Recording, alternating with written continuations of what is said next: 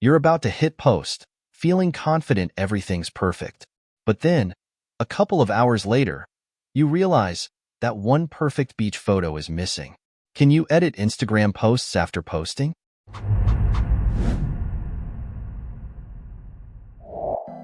No, you can't add a photo to an Instagram post once it's live.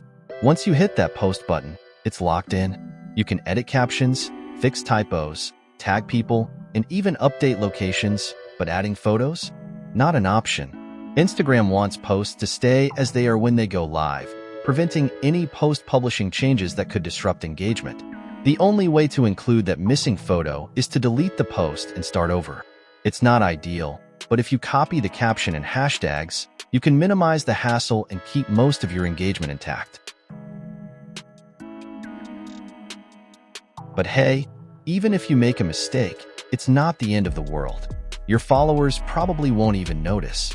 If you like this video, like, subscribe, and leave a comment on what you want us to tackle next.